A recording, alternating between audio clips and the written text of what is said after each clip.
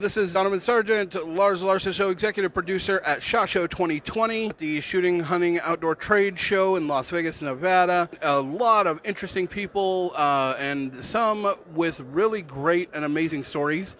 Right now I'm here with Joseph Travers.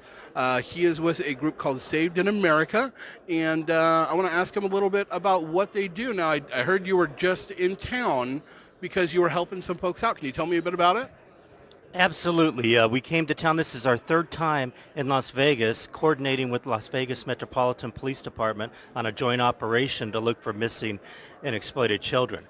And last night we did an operation on one young girl we were looking for. We actually were able to find out where she's being held and where she's staying.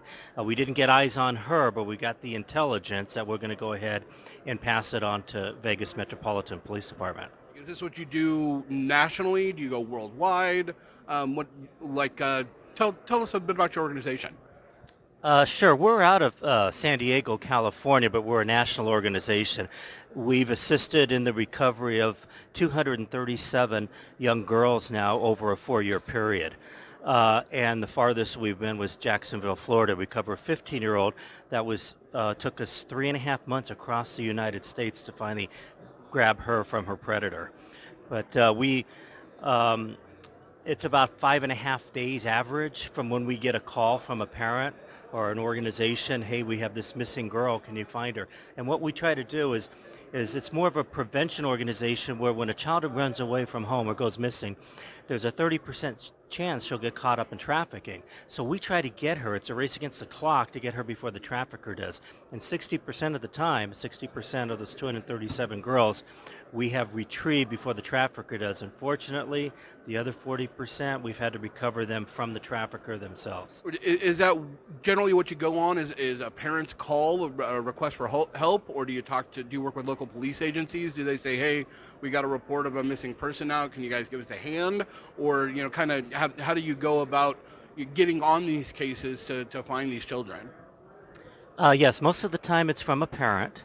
And what we do is basically we have 3 foundational aspects to Saved in America. Number one, we only use former special operators, Navy SEALs. We have one gentleman from the British SAS on our team, and current or retired peace officers who all become licensed and insured private investigators. We never take money from parents, and we're all volunteers. We won't take money ourselves. So those are our 3 pillars. So what happens, a parent will contact us or sign a power of attorney, and then we'll give it over to our social networking investigators, our tech ops division, and we'll start searching for the girl. And once we get workable intel, we'll come out here like in Las Vegas with our mobile command center, and we'll try to find the child. And this time we found the location. If we would have got eyes on the girl, we would have done our actionable intel and then coordinated with Las Vegas Metropolitan Police Department to extract the child. Okay. So in essence, you go and you do your own thing, and then once you've got eyes on the person that you're looking for, then you'll contact the local authorities and say, hey, this person's here. We know that they're missing. Can you give us a hand to go and extract them for whatever situation that they're in? That's absolutely correct. The actual extraction is in coordination with law enforcement. So what we're basically high-tech surveillance operators that go out and donate all these investigative hours to law enforcement, both local, state, and federal, to assist them with resources. Because, with law enforcement, it's always about a resource. Right, and how much money and time and personnel do they have to go after runaways and missing children? So we try to fill that gap. Now, when you say that you're using high-tech resources, is it social media stuff? Is it like what kind of technology are you using to track these children down with? Yeah, great. That's one of the big things we use is social media investigation, but we also have a lot of other high-tech equipment that's in our mobile command center. We have all types of drones and all types of communications. We do geomapping. We do all kinds of things that get us to the girl or the bad guy. Well, that's terrific. That's terrific. Now, how many children have you helped so far? Was it again? That was 237 in the last 4 years. Our first recovery was December 2014. We recovered a 14-year-old girl in Oceanside, California that was trafficked since the age of 11. A really, really sad situation. But the good news is, just 6 months ago, she finally finished all her rehab, and now she's living in a safe place with her child.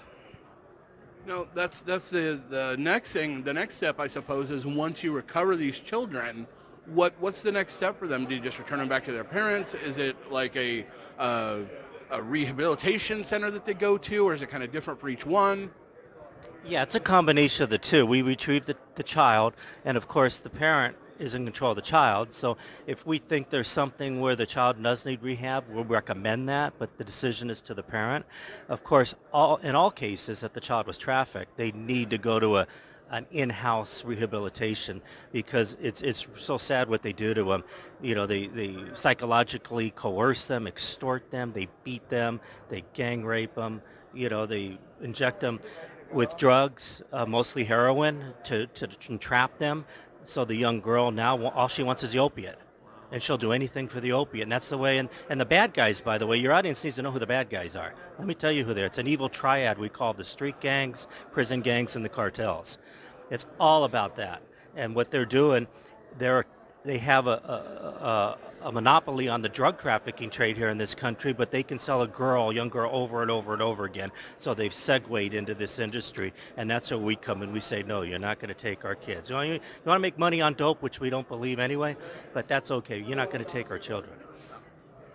And so with the kids that have been trafficked into this stuff, do you find that the majority of them stay here in the U.S. or are they getting sent overseas? Because you don't think that, you don't think in the U.S. about there being, maybe the house next door having some kid that's being trafficked out, or something like that. What do you get in that experience, do you think?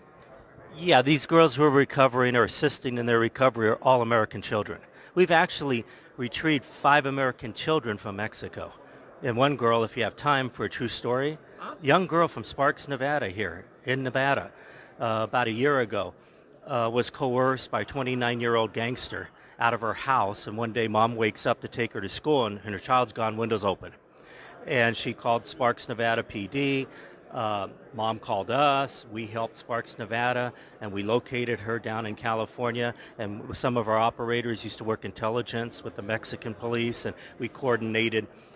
We got him arrested. He's now on his way to prison, and she's in a safe place in rehabilitation. Well, that is fantastic. Now, how, you say you're a volunteer organization. If somebody wants to help out, donate some money, or maybe if there's someone who's a private investigator who might be interested in helping you guys search for these children, how can they help you out?